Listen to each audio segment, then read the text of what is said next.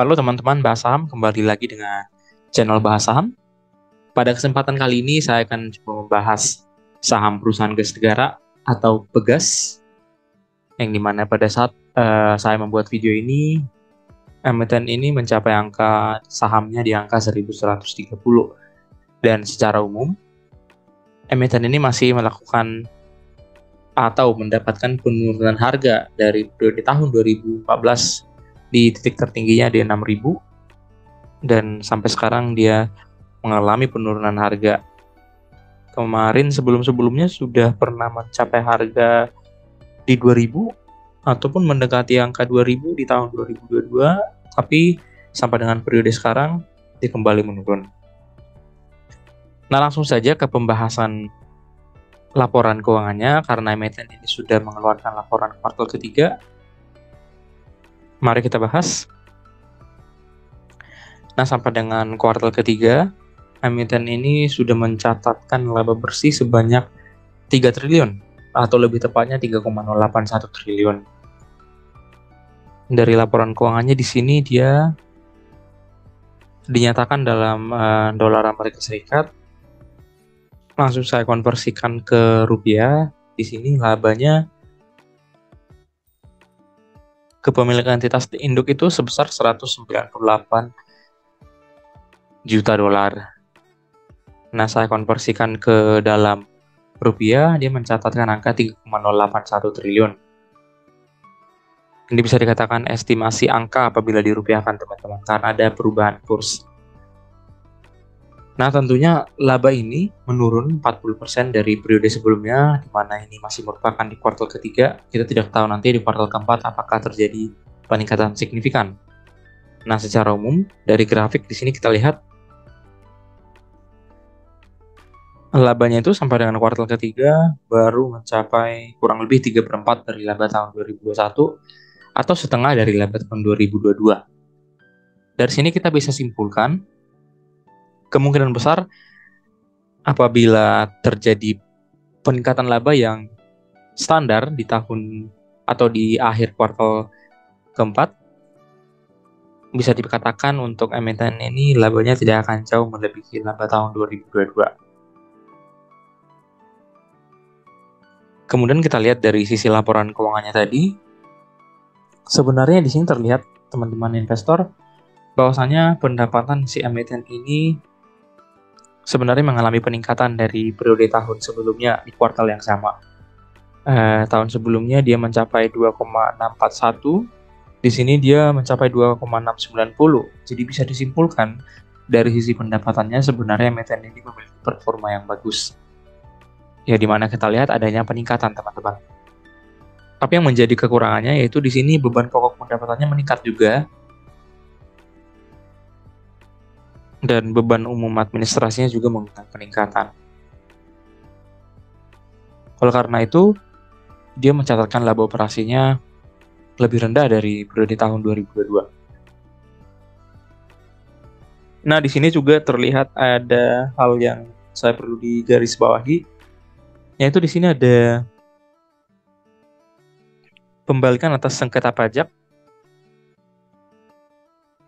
yang di sini artinya emiten ini mengeluarkan uang untuk sengketa pajak. Nah, artinya di sini adanya pembayaran tambahan ataupun beban tambahan untuk kasus ataupun sengketa pajak yang mungkin terjadi di emiten ini.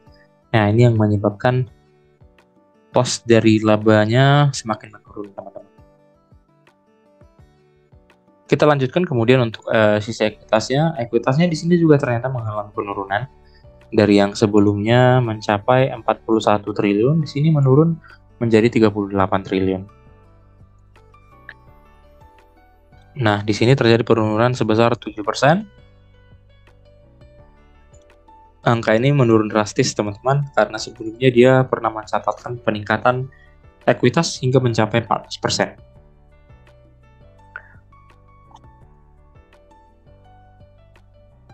Nah, kemudian untuk nilai EPS-nya, di sini kita setahunkan didapat angka sebesar 169 poin untuk EPS-nya.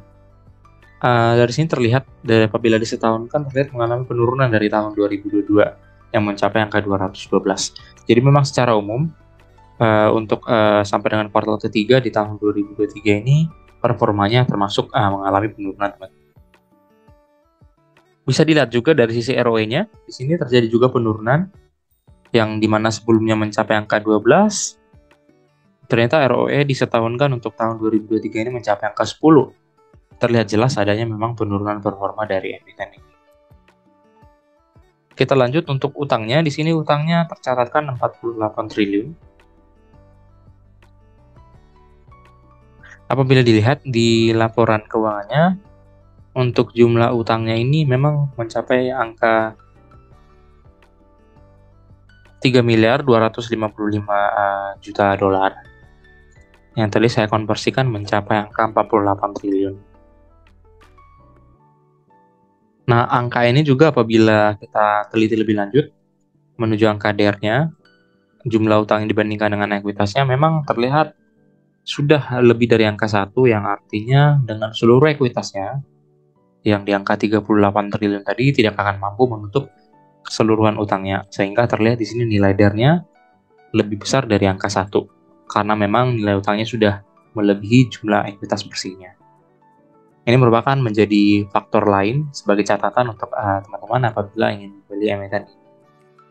Dari sisi penambahan kas juga dia mencatatkan nilai yang minus, artinya tidak ada penambahan kas sampai dengan kuartal ketiga. Yang terjadi adalah kasnya malah berkurang.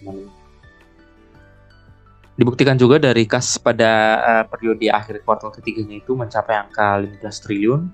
Nilai itu jauh merosot dari tahun 2022 yang mencapai angka 22 triliun. Nah, pada saat video ini dibuat tadi, angka atau harga saham dari emiten ini mencapai angka 1130, sehingga didapat untuk nilai PBV dari emiten ini di harga 1130 itu berada di angka 0,7 dan PR-nya berada di angka 6,7. Sebenarnya dari kedua angka ini bisa disimpulkan emiten ini masih termasuk di bawah harga wajarnya sampai dengan kuartal ketiga. Di sini bisa dilihat untuk PBV wajarnya itu seharusnya berada di angka 1590 atau buku satunya, dan untuk PR-nya itu berada di angka 1694. Dan seperti biasa saya rata-ratakan didapatkan ekspektasi harga yang diharapkan dari fundamental yang terlihat sekarang itu berada di angka 1600. Nah, meskipun memang tadi dari sisi laba, dari sisi ekuitas, dan juga dari sisi utang ataupun penambahan kasnya terlihat adanya penurunan performa, tapi bisa dikatakan emiten ini masih berada di bawah harga wajarnya atau tidak mencerminkan fundamental yang terjadi sampai dengan kuartal ketiga.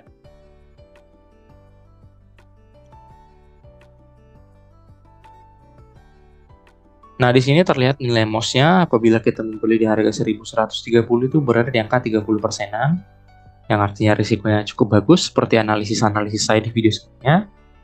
Dan kemungkinan besar gain yang bisa diperoleh apabila dia mencapai harga ekspektasi tadi di angka 1600 adalah 45%. Untuk potensi gain yang kemungkinan besar kita bisa peroleh, masih sangat-sangat menarik. Dan dari analisis lanjutan seperti biasa, saya merata-ratakan PBV dan PR wajar yang pernah diraih 5 tahun terakhir. Hasilnya harga wajar ini seharusnya masih berada di angka 2000. Dan dengan angka 2000 ini masih memiliki potensi gain hampir one bagger, dan nilai MOS-nya yang sangat-sangat bagus atau rendah risiko berada di angka 49 atau bahkan 50%.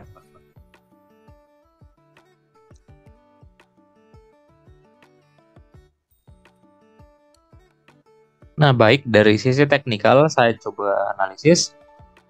Di sini terlihat dari tahun 2020 setelah pandemi, emiten ini memang terjadi penurunan yang cukup tajam. Dia bahkan mencapai low-nya itu di angka 595.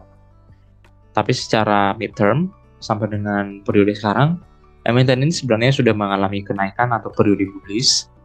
Dia pernah mencapai angka 2000 di tahun 2022, dan dari titik tersebut dia mengalami penurunan terus sampai dengan posisi sekarang yang hampir menuju angka 1000, di mana saya katakan 1000 ini merupakan titik support kuatnya. Karena pernah terjadi pemantulan harga juga di tahun 2008, pada saat dia menuju angka 1000, dia memantul kembali dan mencapai harga tertingginya di angka atau di tahun 2013 yaitu di angka 5.425 atau bahkan menuju 6.000 teman-teman. Nah, ini merupakan hal yang menarik menurut saya karena emiten ini menuju harga support kuatnya kembali di angka 1000. Dan apabila kita lihat dari sisi fundamental tadi, saya rasa menuju angka 1000 ini adalah kesempatan yang sangat baik untuk teman-teman investor mengakumulasi lebih banyak lagi emiten ini. Karena saya yakin dengan mempertahankan kinerja yang seperti yang saya katakan tadi, seharusnya emiten ini masih akan sangat berpotensi menuju ke angka 2000. Seperti yang saya jelaskan tadi di harga wajarnya di angka 2200-an ataupun bahkan harga fundamentalnya masih berada di angka 1500-an teman-teman. Atau bisa kita dapatkan hal beggar untuk pembelian di harga yang sekarang. Tapi teman-teman juga boleh menunggu apabila memang berniat mengakumulasi lebih banyak yaitu di angka 1000.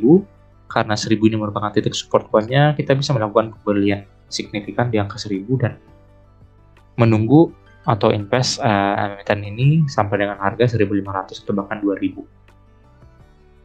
Karena tadi saya lihat dengan kinerja yang memang terjadi penurunan saja di angka atau di kuartal ketiga tadi, emiten ini masih layak dihargai di angka 1600-an sebenarnya teman-teman, dan juga harga wajarnya di 2200-an. Walaupun memang tadi terjadi penurunan dari sisi laba dan juga dari sisi hal lain. Tapi nanti kita tidak tahu peluangnya di kuartal terakhir apakah memang terjadi peningkatan yang cukup tajam. Hal itulah yang akan mengkonfirmasi apakah emiten ini nanti akan bergerak kembali menuju angka 2000 atau bahkan di atas 2000 teman-teman. Tapi yang jelas dari sisi teknikal, ini terlihat cukup menarik apabila dia mengalami penurunan kembali lebih ataupun bahkan menuju angka 1000. Ini merupakan hal yang cukup baik bagi kita untuk melakukan entry yang cukup besar ataupun signifikan. Karena tadi fundamentalnya masih berada di bawah harga wajarnya, sangat-sangat jauh teman-teman.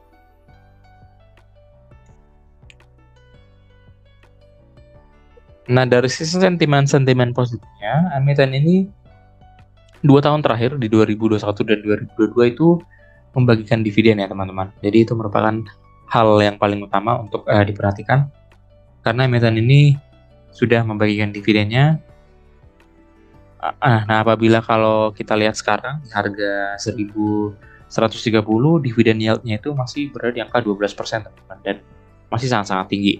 Apabila memang terjadi pembagian dividen sebesar 66% dari laba bersihnya seperti yang terjadi di tahun 2022. Tapi di sini terlihat karena memang laba bersihnya menurun, kemungkinan besar dividen yield tadi yang mencapai angka 12%-an itu bisa akan menurun di bawah angka 10%. Tapi tetap saja masih worth it teman-teman, karena untuk suku bunga saja masih berada di angka 6%-an. Dan saya rasa dengan laba sebesar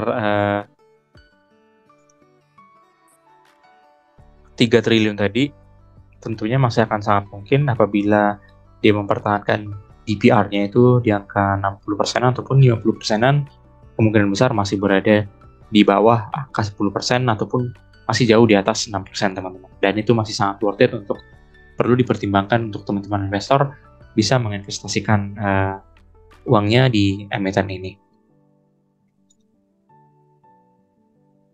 Baik, kesimpulannya ada beberapa hal yang bisa saya jelaskan. Yang pertama tadi memang terjadi penurunan laba dan terjadi penurunan ekuitas dan beberapa hal lainnya. Tapi yang saya lihat di sini angka sekarang di angka 1130 untuk harga sahamnya masih terlalu rendah menurut saya apabila memang tadi terjadi penurunan beberapa poin di fundamentalnya. Tapi tetap saja dia masih berpotensi menuju angka 1600 karena merupakan harga yang masih sesuai dengan fundamentalnya teman-teman. Dan juga jangan lupa ada harga wajar yang terjadi selama beberapa tahun terakhir. Emiten ini seharusnya berada di angka 2000-an teman-teman. Kemudian secara teknikal juga tadi masih cukup menarik. Dan lebih menarik lagi ya memang apabila turun ke harga 1000. Dan satu hal dari sisi laporan keuangan tadi perlu dicatat karena pendapatan emiten ini masih dikatakan cukup bagus karena terjadi peningkatan seperti yang saya sebutkan tadi di awal, teman. Baik, mungkin sekian pembahasan saya, teman-teman. Untuk keputusan membeli ataupun menjual tetap berada di tangan teman-teman investor. Pergunakanlah money management yang baik. Boleh diklik like dan subscribe untuk kemajuan channel ini, teman-teman. Terima kasih.